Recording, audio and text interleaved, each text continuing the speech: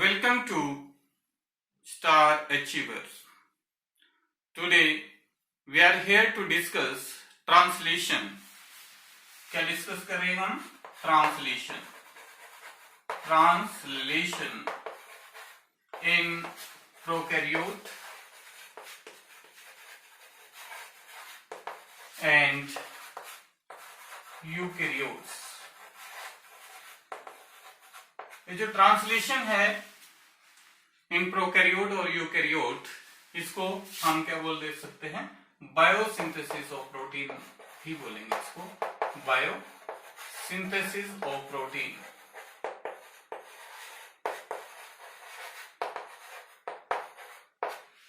ये जो biosynthesis of protein है या जो प्रोसेस ऑफ ट्रांसलेशन है, इट कंप्लीटेड इन या it takes place in cytoplasm. कहां पे कंप्लीट होता है? ये साइटोप्लाज्म में कंप्लीट होता है.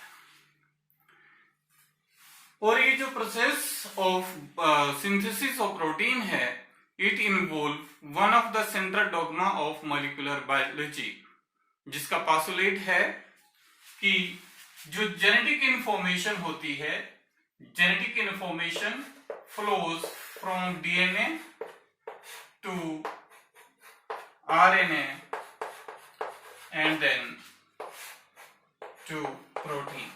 ये सेंट्रल डोग्मा है. हमने ट्रांसक्रिप्शन में भी पढ़ा था और यहां भी इसको पढ़ेंगे. ये क्या है? Central dogma. और किसने दिया था इसको? फ्रांसिस क्रिक ने. अब ये जो फ्लो ऑफ इंफॉर्मेशन है, ये जो फ्लो ऑफ जेनेटिक इंफॉर्मेशन है, ये दो स्टेप में कंप्लीट हो रही है. कौन कौन से हैं दो step? First step is called transcription. क्या बोलेंगे इसको हम? ट्रांसक्रिप्शन. ये जो फर्स्ट स्टेप है ट्रांसक्रिप्शन का, it does not involve the change of code. It does not involve the change of code since DNA and mRNA are complementary. And this second step is known as translation. क्या बोलेंगे इसको हम? Translation. तो translation भी क्या है? Translation की कैसे डिफाइन कर सकते हैं हम? The process of formation of protein from mRNA. यहां पे mRNA it plays major role. MRNA से प्रोटीन का बनना क्या है? Translation. With the help of other RNAs, ribosomal RNA and tRNA.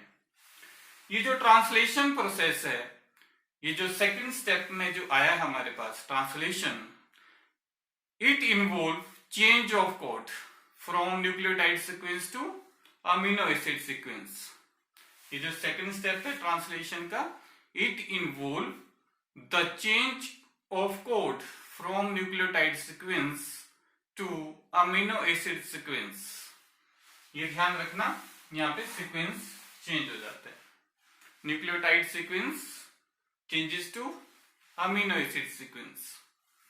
इसको क्या बोलेंगे हम? ट्रांसलेशन बोल देते हैं. अब हम एक चीज और करेंगे जो हमें ट्रांसलेशन प्रोसेस को समझने के लिए जरूरी है, और उसका नाम क्या है? उसको क्या बोलेंगे हम? Translation unit. क्या बोलेंगे उसको हम? Translation unit. जैसे हमने ट्रांसक्रिप्शन यूनिट पढ़ी, वैसे ही हमारे पास क्या होती है? एक ट्रांसलेशन यूनिट होती है, जिसमें क्या होगा? प्रोटीन की सिंथेसिस होती है. अब ये क्या होती है, इसको अब हम स्टडी करते हैं. ट्रांसलेशन यूनिट को. यूनिट, ये जो ट्रांसलेशन यूनिट होती है,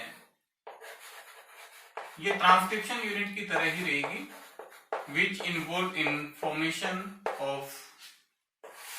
जो ट्रांसक्रिप्शन यूनिट थी वो क्या बनाती थी? हमारे पास आरएनए बनाती थी. ये जो ट्रांसलेशन यूनिट होती है, ये क्या बनाएगी? हमारे पास प्रोटीन बनाएगी. तो ये जो ट्रांसलेशन यूनिट होती है, it consist of mRNA which run from 5 prime to 3 prime.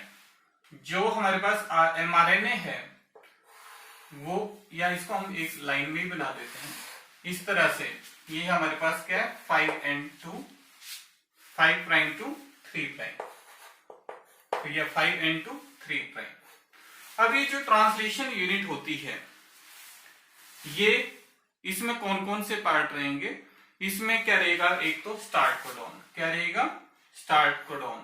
तो यहाँ पे बना दिया हमने स्टार्ट कोडॉन। स्टार्ट कोडॉन कौन सा लेते हैं हम? AUG स्टार्ट कोडॉन है। कोडॉन क्या होता है? It is a triplet of nitrogen base. Triplet, 3 nitrogen base मिलके एक कोडॉन बनाते हैं। तो इसमें क्या रहेगा? एक start codon AUG start codon which codes for amino acid methionine, तो इट इज स्टार्ट कोडॉन। तो जो ट्रांसलेशन प्रोसेस होगा स्टार्ट, वो AUG से होगा, जो स्टार्ट कोडॉन होता है। अब दूसरा जो पार्ट रहेगा इसका, ट्रांसलेटेड रीजन। कौन सा? स्टार्ट कोडॉन है और उसके साथ में क्या है? ट्रांसलेटेड रीजन है। दूसरा पार्ट क्या है? ट्रांसलेटेड या translatory regions. Translatory regions, it is that part on the translational unit which is used to form, which is used to make proteins या पेप्टाइड। अब हम एक चीज और करेंगे इसमें, स्टॉप कोडॉन। स्टॉप कोडॉन भी रहेंगे। कौन कौन से होते हैं स्टॉप कोडॉन? हमारे पास 3 स्टॉप कोडॉन होते हैं। कौन कौन से हैं? UAA, UAA, UAG and UGA। ये 3 स्टॉप कोडॉन होते हैं। तो यहाँ पे क्या होती है? जहां प्रोटीन बन रही है, यहाँ पे जब पहुंचेगा स्टॉप कोडॉन के ऊपर, तो वो प्रोटीन सिंथेसिस टर्मिनेट हो जाती है, या उसको हम बोल सकते हैं कंप्लीट हो जाती है। तो जो UAA है, इसको क्या बोलते हैं? ओकर। क्या बोलेंगे इसको हम? ओकर। ये जो स्टॉप कोडॉन UAG है, इसको क्या बोलते हैं हम? एम्बर। क्या बोलेंगे इसको? Amber. And stop codon UGA, इसको क्या बोल देंगे हम? इसको बोलते हैं हम ओपल। क्या बोलेंगे इसको? ओपल। अब ये जो ट्रांसलेटरी रीजन होते हैं, इसके साथ ऐसे भी रीजन रहेंगे, किसी भी एंड पे हो सकते हैं, उनको क्या बोलेंगे हम? UTR। क्या बोलेंगे? UTR, untranslated regions. यहाँ पे अनट्रांसलेटेड रीजन होते हैं UTR, जो प्रोटीन सिंथेसिस में हेल्प नहीं करते, इनको उनकी प्रोटीन नहीं बनेगी, उसको क्या बोलेंगे हम? Untranslated regions. तो ये हमारे पास जो ट्रांसलेशन यूनिट होती है, वो किन चीजों से मिलकर बनी होती है? Start codon, translatory regions, stop codon UAA या UAG या UGA, कोई भी आप यहां पे लिख सकते हो स्टॉप कोडॉन। अब यहां पे अगेन अनट्रांसलेटरी रीजन्स होते हैं, अनट्रांसलेटेड रीजन्स जो प्रोटीन सिंथेसिस में हेल्प नहीं करेंगे। तो ये हमारे पास क्या है? एक ट्रांसलेशन यूनिट होती है। अब हम बात करें, ये ट्रांसलेटरी यूनिट समझ आ गया। ये ट्रांसलेटरी जो यूनिट है, ये ट्रांसलेटरी रीजन, इसमें क्या रहेंगे? ये प्रोटीन को कोड करेंगे। ऐसा region in translation unit which code for proteins, उसको क्या बोलेंगे हम? Translatory regions. अब एक चीज और, ये जो mRNA है हमारे पास, ये mRNA की यूनिट है, जिसकी डायरेक्शन क्या है 5 प्राइम टू 3 प्राइम। तो इसको क्या बोलेंगे हम, ट्रांसलेशन यूनिट बोल देते हैं। तो ये हमारे पास क्या थी, ट्रांसलेशन यूनिट, ट्रांसलेशन यूनिट। अब ये जो प्रोसेस ऑफ ट्रांसलेशन होता है, इसमें ribosome plays a crucial role. जो राइबोसोम होते हैं वो इंपॉर्टेंट रोल प्ले करते हैं फॉर्मेशन ऑफ प्रोटीन, और without ribosome it is impossible to form a proteins. Ribosome के बिना कभी भी प्रोटीन नहीं बन सकती। तो राइबोसोम जो है वो इंपॉर्टेंट रोल प्ले करते हैं। अब हम थोड़ा सा इंट्रोडक्टरी पार्ट राइबोसोम का भी करेंगे और उसके बाद प्रोसेस शुरू करेंगे कि वो किस तरह से काम करेंगे। यानी कि हम देख रहे हैं यहाँ पे कि कौन कौन सी मशीनरी है, क्या क्या इसमें इन्वॉल्व होगा ट्रांसलेशन में। तो प्रोटीन, हम इसकी डेफिनेशन भी बोल सकते हैं कि ट्रांसलेशन क्या होता है। Translation is what, it is the formation of protein from mRNA with the help of ribosome. The process of formation of proteins from RNA, from this mRNA with the help of ribosome is called translation. अब ribosome कौन कौन से होते हैं prokaryotes में, कौन से eukaryote में होते हैं, वो हम अब डिस्कस करते हैं। In case of ribosome, in case of prokaryotes, ribosome are of 70S type, and in case of eukaryote, eukaryote में कौन सा राइबोसोम होगा, यूकैरियोट में 80S टाइप का होता है। ये आपको आपने पढ़ रखा है। एस का मतलब इसका जो सेडिमेंटेशन रेट है वो 80S है, और जो प्रोकैरियोटिक राइबोसोम है उसका सेडिमेंटेशन रेट क्या है 70S, और एस का मतलब क्या है, इसमें स्वेडबर्ग यूनिट होती है। यानी कि जो प्रोकैरियोटिक राइबोसोम होता है वो 70S रेट के साथ सेडिमेंट होता है, और जो यूकैरियोटिक राइबोसोम है वो 80S सेडिमेंटेशन रेट के साथ सेटल होता है। अब यहाँ पे इसकी भी दो यूनिट होती है, एक लार्जर सब यूनिट होती है और एक स्मॉलर सब यूनिट होती है। जो लार्जर सब यूनिट होती है वो क्या है, इसकी रहेगी 50S, और इसकी जो स्मॉलर सब यूनिट है वो कितनी रहेगी 30S, और इसकी जो लार्जर सब यूनिट है वो कितनी होती है 60S, एंड स्मॉलर सब यूनिट इज ऑफ 40S। अब यहाँ पे इसका मतलब क्या हुआ, यहां सामने हुआ कि इट इज 80S, ये ऐसे नहीं होता।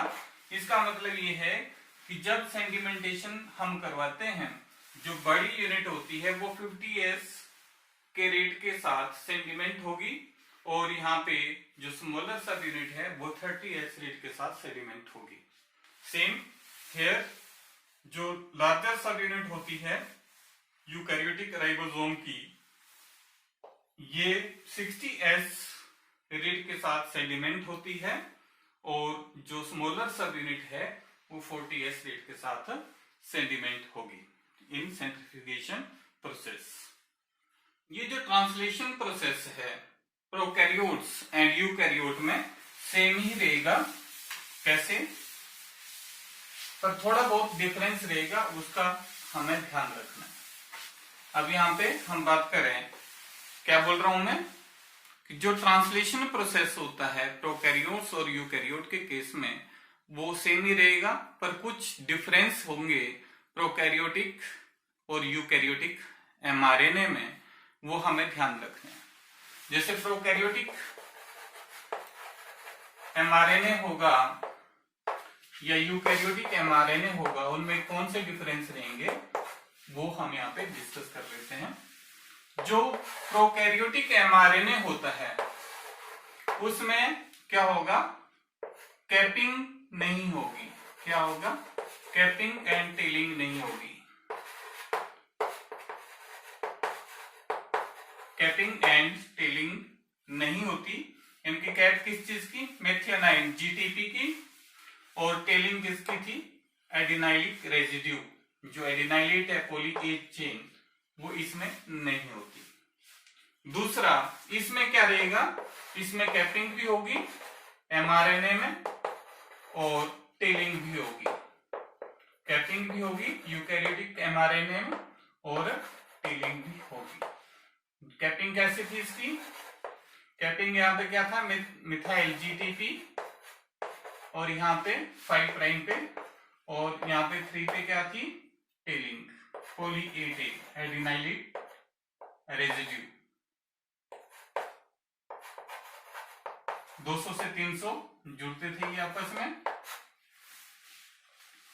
अब जो दूसरा डिफरेंस है, फर्स्ट डिफरेंस क्या है प्रोकैरियोट के केस में, इसमें जो एमआरएनए होगा इसका वो बिना कैपिंग और टेलिंग के होता है, ये हमें पहले ही पता है। और इसका जो एमआरएनए है उसमें कैपिंग और टेलिंग होती है यूकैरियोटिक के केस में। Second point, it involve ribosome 70S type. कौन सा राइबोसोम इन्वॉल्व होगा इसमें, 70S का, और इसमें जो राइबोसोम इन्वॉल्व होगा यूकैरियोटिक केस में 80S इन्वॉल्व होता है।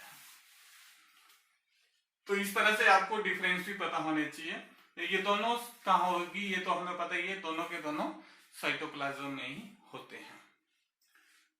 अब हम शुरू करेंगे process, translation process. Translation process in prokaryotes,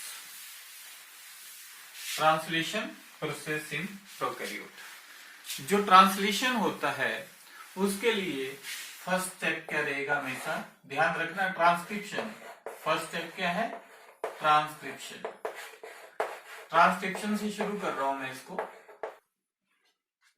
transcription first step है प्रोकैरियोट के केस में भी यूकैरियोट के केस में भी, यानी कि एमआरएनए का बनना प्रोकैरियोट्स में और यूकैरियोट में। तो प्रोकैरियोट में जो एमआरएनए है वो साइटोप्लाज्म में बनेगा क्योंकि उसमें वेल डिफाइंड न्यूक्लियस नहीं होता।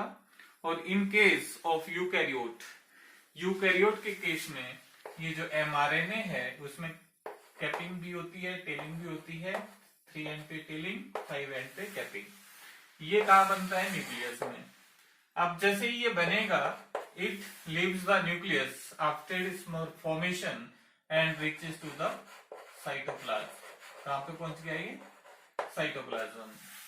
अब साइटोप्लाज्म में भी ऑलरेडी साइटोप्लाज्म में ही है, ये कहाँ है, साइटोप्लाज्म में ही है। अब यहाँ पे क्या होता है, जो एमआरएनए है राइबोसोम की जो स्मॉलर सब यूनिट होती है, जिसको क्या बोलते हैं हम, 30th सब यूनिट के साथ अटैच हो जाता है। हमें पता है कि एमआरएनए जो है प्रोटीन सिंथेसिस में काम करता है, और ये एमआरएनए प्रोटीन सिंथेसिस के लिए ट्रिपलेट कोड कैरी करता है। अब जो दूसरा पॉइंट है हमारे पास, उसका हमें ध्यान रखना है। जो सेकंड स्टेप होगा, attachment of mRNA with 30S ribosome. हम प्रोकैरियोट में कर ले पहले, attachment of mRNA with 30S सब यूनिट। जो स्मॉलर सब यूनिट है 70S राइबोसोम की, उसके साथ ये क्या करेगा, अटैच हो जाएगा। तो सेकंड स्टेप क्या है, attachment of mRNA with 30S सब यूनिट एंड फॉर्म पॉलीराइबोसोम। और क्या बनाएगा, polyribosome and formation of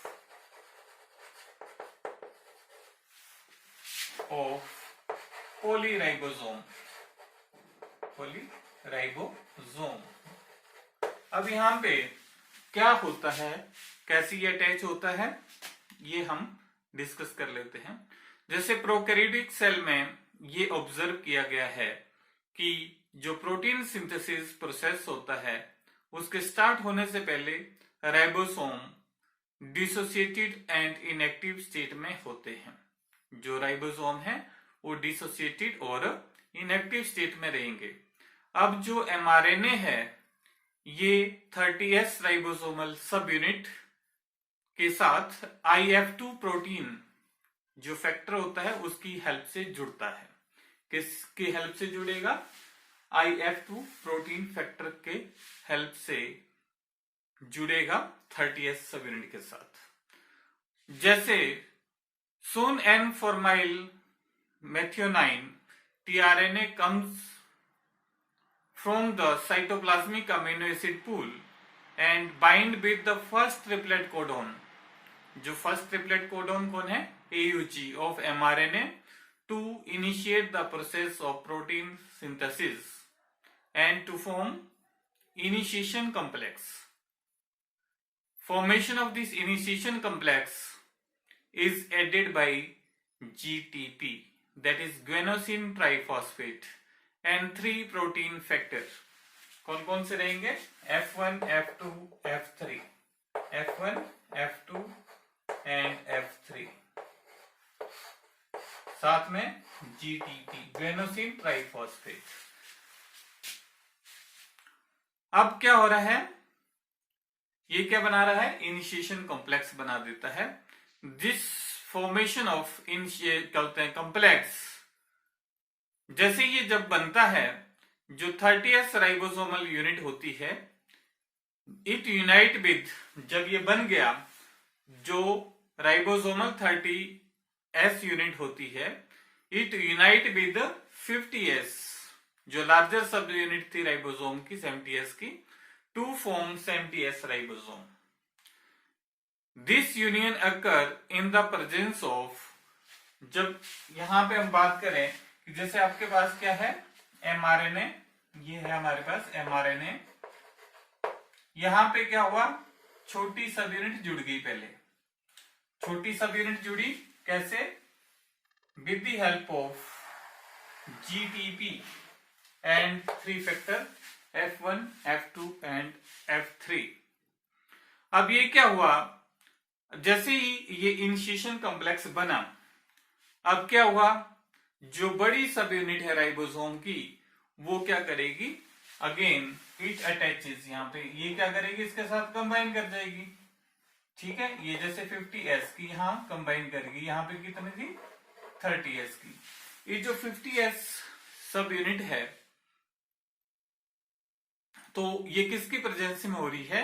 Mg2 ion की एंड F1, F2 फैक्टर। तो ये किसकी प्रेजेंस में जुड़ रही है? Mg2 positive and F1, F2 factor. ये दो फैक्टर यहाँ पे और Mg2 आयन की प्रेजेंस में जुड़ेगी। तो यहाँ पे क्या ध्यान रखना है हमने? mRNA के ऊपर जो छोटी सब यूनिट जब पहले जुड़ेगी, तो उसमें जोड़ने में जो एनर्जी यूज होगी वो GTP है, और जो फैक्टर है F1, F2, F3 की फैक्टर से ये mRNA में जुड़ेगा। जब ये कॉम्प्लेक्स बन गया, उसके बाद क्या कर रहा है? जो बड़ी सब यूनिट वो अटैच होती है विद mRNA, और ये टोटल बना दिया इसने 70S।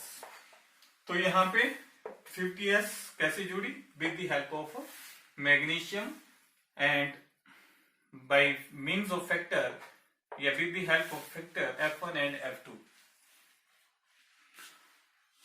अब हम थर्ड स्टेप करेंगे। तो पहला स्टेप था ट्रांसक्रिप्शन। ट्रांसक्रिप्शन जरूरी है क्योंकि इसी में mRNA बनेगा, प्रोकैरियोट में भी, यूकैरियोट में भी। अब उसके बाद क्या करा? डिस्कस हमने attachment of mRNA with the 30S subunit and formation of polyribosome। अब जो थर्ड स्टेप है उसकी बात करें अब हम, अब उस स्टेप को क्या बोलेंगे हम? Transfer of amino acid to the site of protein synthesis. अब यहां पे अमीनो एसिड की ट्रांसफर होगी to the site of protein synthesis.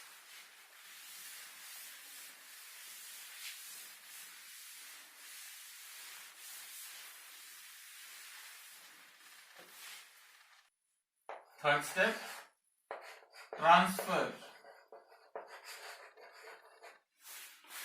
transfer of amino acid to the site of protein synthesis.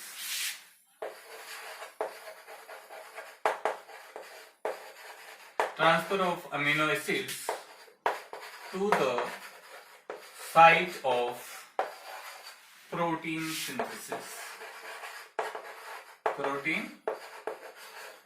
synthesis. अब यहां इसमें किस केस में क्या होता है, ये 2 स्टेजेस में कवर होती है. It occur in 2 stages. इसमें कौन कौन सी 2 स्टेज रहेंगी वो अब हम डिस्कस करेंगे. पहली क्या रहेगी, पहला एक्टिवेशन ऑफ अमीनो एसिड. तो क्या होगी पहले इसमें activation of amino acid. Activation of amino acid. और दूसरा, इसको बी लिख दें, इसको ए लिख दें.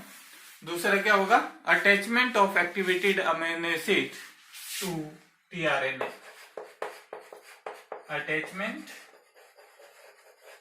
Of amino acid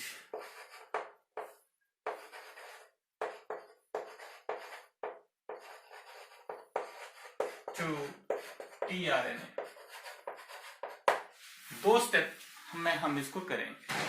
it is attachment of activated amino acid. यहाँ पे जो अमीनो एसिड यहाँ पे एक्टिवेट हुआ है, यहाँ पे एक्टिवेटेड लिखना है मुझे. यहाँ पे लिख दिया मैंने एक्टिवेटेड, ये ऊपर लिखना होता है,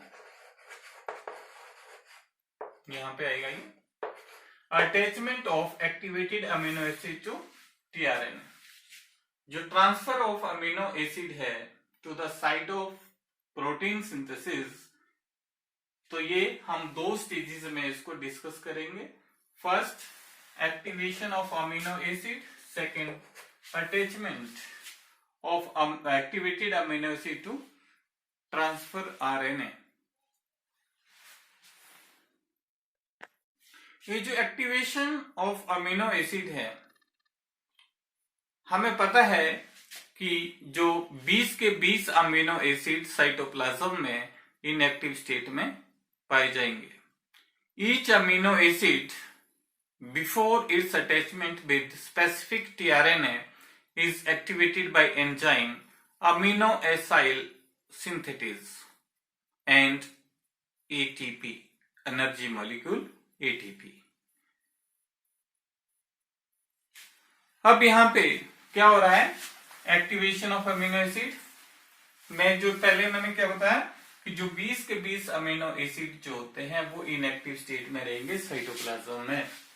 और हर अमीनो एसिड जो है before it's attachment with specific tRNA is activated by enzyme amino acyl synthetase with the help of ATP.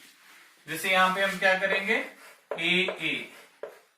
ए क्या है, अमीनो एसिड है.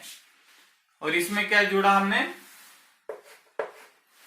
Amino acyl synthetase. ये एंजाइम है अमीनो एसाइल सिंथेटेज. साथ में क्या जोड़ा हमने, एटीपी की हेल्प से. अब ये किस में कन्वर्ट हो जाता है आपके पास, किस में होगा, ये क्या बनाएगा, कॉम्प्लेक्स बनाएगा जिसको क्या बोलेंगे हम, ए का मतलब क्या हुआ इसमें, अमीनो एसाइल. ए का क्या मतलब हुआ इसमें, amino acyl. AMP adenosine monophosphate and E means enzyme, ये वाला एंजाइम.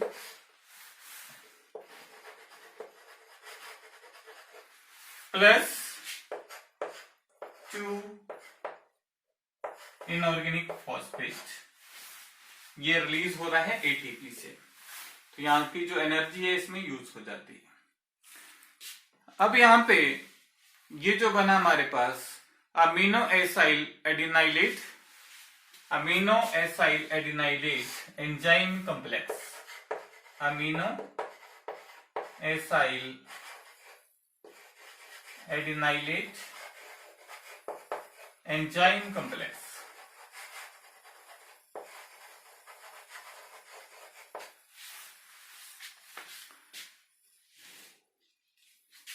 तो आपने क्या याद रखना है कि cell has at least 20 amino acyl synthetase enzyme.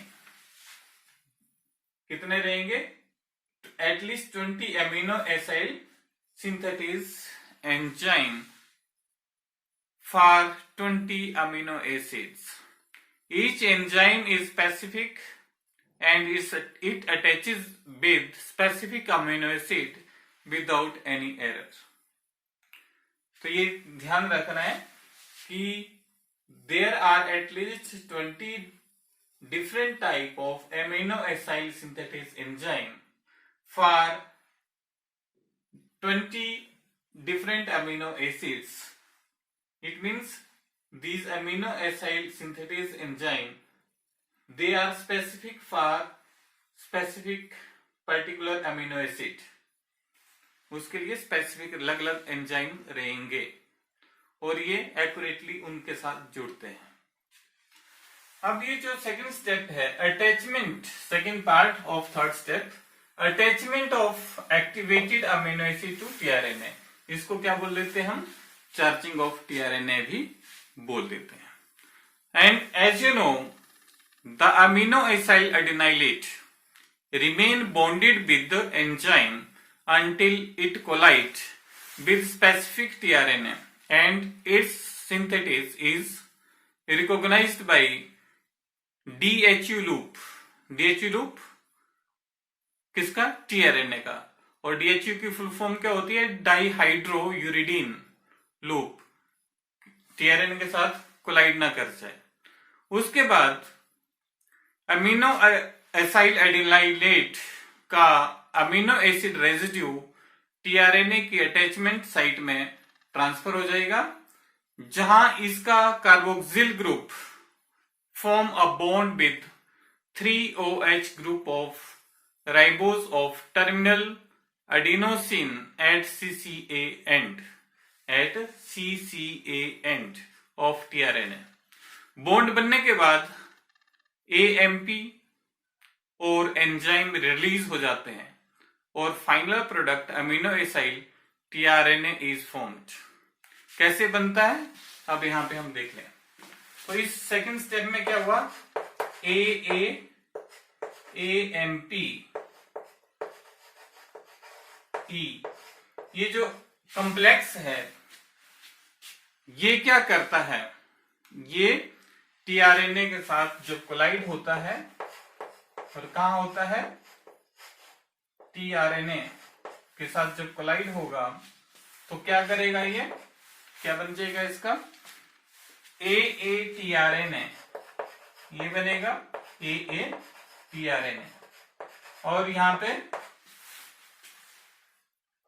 AMP अलग हो जाएगा और साथ में एंजाइम भी रिलीज हो जाएगा। ठीक है, ये जो बना इसको क्या बोलेंगे हम? Charged tRNA. क्या बोल सकते हैं इसको हम? Charged tRNA. इसको चार्ज टीआरएनए बोल देंगे या अमीनो एसाइल टीआरएनए भी बोल देते हैं। क्या बोल देते हैं इसको? और amino acyl tRNA, amino acyl tRNA भी बोल देते हैं।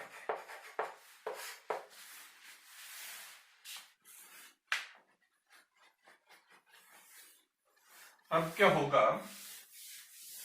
अब सिंपल है, हमारे पास चार्जिंग ऑफ टीआरएनए है। अब पॉलीपेप्टाइड सिंथेसिस कैसे होती है?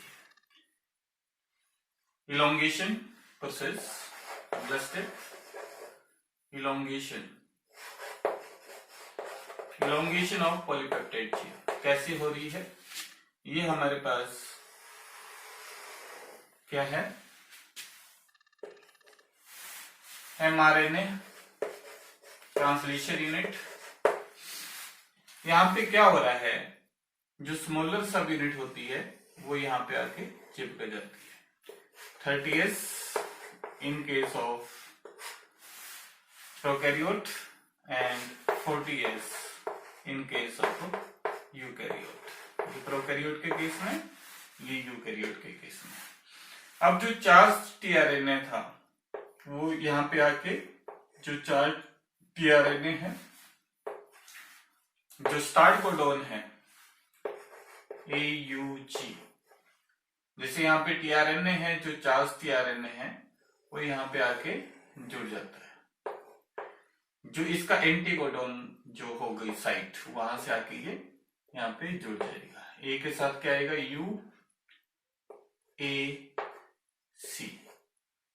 UAC, इसका कॉम्प्लीमेंट्री रहेगा टीआरएनए का। ये चार्ज टीआरएनए है, चार्ज टीआरएनए, ये यहां पे आके जुड़ेगा। अब क्या होता है, जब ये यहां पे जुड़ रहा है तो यहां पे जो बड़ी सब यूनिट है वो यहां पे आके जुड़ जाती है। अब इसको हम एक चीज यहां पे समझें कि यहाँ पे ये क्या है। इस तरह से यहाँ पे ध्यान रखना कि बहुत सारे चार्ज टीआरएनए हैं जो वहां पे बने हुए हैं साइटोप्लाज्म में। वो अपने अपने कॉम्प्लीमेंट्री जो उसका कोड होगा उसके साथ ये जुड़ते जाएंगे। अब यहाँ पे एक चीज और बता देता हूं मैं तुम्हें समझने के लिए। जैसे हमारे पास ये स्मॉलर स्ट्रैंड है, जब यहाँ पे चार्ज टीआरएनए आके जुड़ता है किसी पर्टिकुलर कोडोन के साथ, तो यहाँ पे जो बड़ी सब यूनिट है वो भी आके चिपक जाती है, इसके साथ जुड़ जाती है। अब ये जो है इसका, ये कौन सी साइट है, पी साइट। कौन सी साइट है ये, पी साइट। ये कौन सी साइट है लार्जर सब यूनिट में, ए साइट। और ये कौन सी है, ई साइट।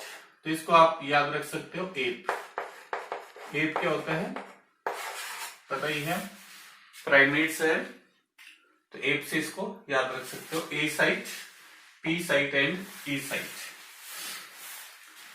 जो ए साइट होती है, ए साइट में क्या है, this A site is responsible for entry of new tRNA. A site क्या है, it is responsible for entry of new tRNA. जो नया टीआरएनए है वो ए साइट से एंटर करता है। कैसे करेगा अभी हम इसको समझते हैं। अब ये जो पी है, पी का काम क्या है, पी साइट का, जो पी साइट होती है, it has tRNA containing growing polypeptide chain. It has tRNA containing growing polypeptide chain.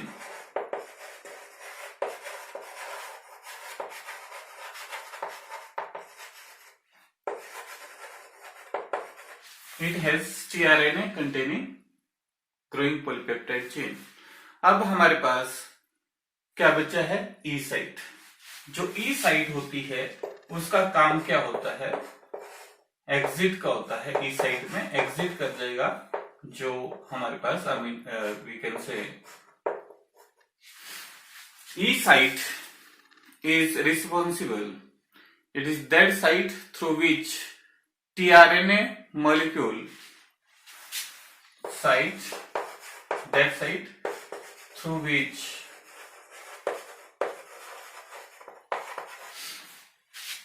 tRNA molecule जो चार्ज tRNA molecule था, after the formation of a peptide bond, tRNA molecule after the delivery of amino acid, after the delivery of amino acid exit हो जाता है यहां से। तो हमारे पास 3 site हैं। ये स्मॉलर सब यूनिट है, इट इज आइदर 30s और 40s। अब यहाँ पे क्या होता है, यहाँ पे क्या हो रहा है, ए साइट के ऊपर, जैसे सपोज यहाँ पे पहले क्या था, पी साइट के ऊपर हमारे पास चार्ज टीआरएनए यहाँ पे आके जुड़ गया है। ठीक है, अब यहाँ पे ए साइट है, ए साइट के ऊपर क्या हो रहा है, ए साइट के ऊपर नया चार्ज टीआरएनए आता है, जिसका जो क्या कंटेन करेगा, इसका जो ये जो एमआरएनए है, ट्रांसलेशन यूनिट है, इसके कंप्लीमेंट्री कोड के साथ यहाँ पे टीआरएनए जुड़ जाएगा। अब यहाँ पे चार्ज टीआरएनए जुड़ेगा तो इसके साथ भी क्या होता है, अमीनो एसिड है, चार्ज टीआरएनए है, यहाँ पे क्या है, अमीनो एसिड। अब ये क्या करता है, ये मूव करेगा इस चेन के ऊपर, जो हमारे पास ट्रांसलेशन यूनिट है, ये जो हमारे पास राइबोसोम है, ये मूव करेगा, ये एमटीएस या आईटीएस कुछ भी हो सकता है, मूव करेगा तो क्या होगा, ये पुराने वाला जो पी साइड के ऊपर है, ये क्या करेगा, अपना अमीनो एसिड इसको दे देगा, अमीनो एसिड इसको देगा, अमीनो एसिड इसको देगा तो ये क्या करेगा, ये टीआरएनए फ्री हो जाएगा, फ्री होगा तो कैसे जाएगा ये, इसको अगर हम यहाँ पे और देख लें तो कैसे जाएगा आगे पी साइड के ऊपर। जैसे अब ये इसने इसको क्या किया, आपको पता ही है इनके बीच में क्या बनता है, पेप्टाइड बॉन्ड। जैसे हमारे पास अमीनो एसिड जनरल NH2 जो इसके पास था, CRH, ये साइड चेन है, COOH प्लस इस वाले का टीआरएनए, इस वाले का अमीनो, इस टीआरएनए चार्ज टीआरएनए का अमीनो एसिड NHCRHCOOH।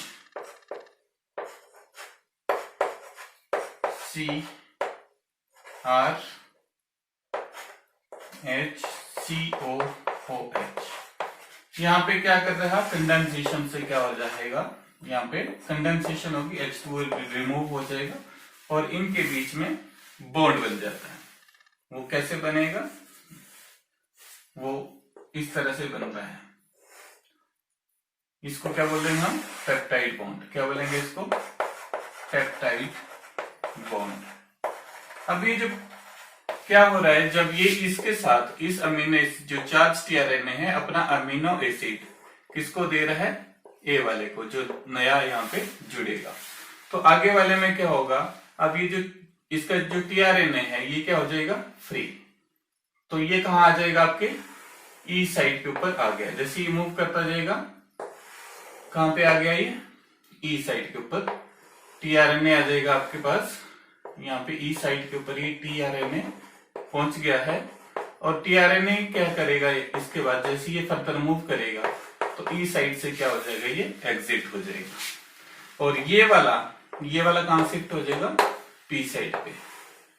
तो पी साइड के ऊपर जैसे हमारे पास टीआरएनए है, इसमें क्या होगा, दो अमीनो एसिड जुड़े रहेंगे, इसलिए इसको क्या बोलेंगे हम, इसलिए इसको क्या बोलते हैं हम, growing peptide chain, P side को। तो ये पी साइड पे ग्रोइंग पॉलीपेप्टाइड चेन रहेगी। अगेन यहाँ पे ए साइड जो है, यहाँ पे नया चार्ज टीआरएनए एंटर करता जाएगा। जैसे यहाँ पे नया चार्ज टीआरएनए एंटर कर गया, इट फॉर्म पेप्टाइड बॉन्ड, या अपना अमीनो एसिड ये वाला क्या करेगा, इसको दे देगा और अगेन जैसे मूव करेगा फर्दर तो क्या होता जाएगा, यहाँ पे पेप्टाइड चेन ग्रो करती जाएगी पी साइड के ऊपर, और जो टीआरएनए है after the removal of amino acid, ये यहां से एग्जिट लेता जाएगा ई साइड से।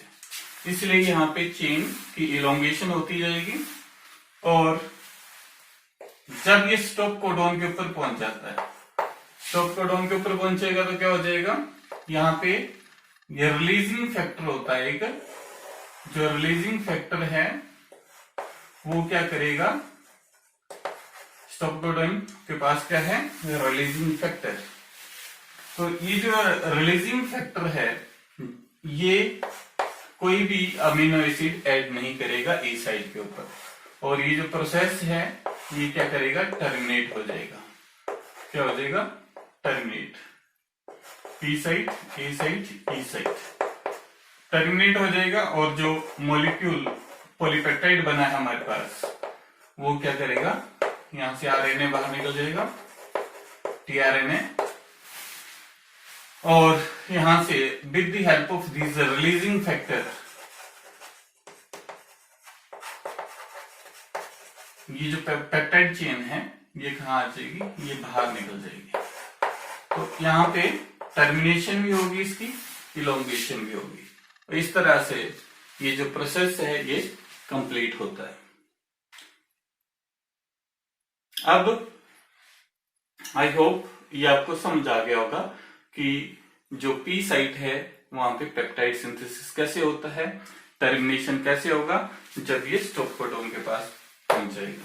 तो स्टॉप कोडॉन क्या करेगा, कोई भी नया चार्ज टीआरएनए यहाँ पे एंटर नहीं करता, इनकी यहाँ पे कोई भी अमीनो एसिड बाइंड नहीं करेगा, और with the help of releasing factor ये जो पी चेन है, पी जो अमीनो एसिड की चेन है जिसको हम क्या बोलेंगे, प्रोटीन या पेप्टाइड बोल देंगे या एंजाइम बोल देंगे, वो रिलीज हो जाएगा, रिलीज होगा into the cytoplasm and process of translation get stop.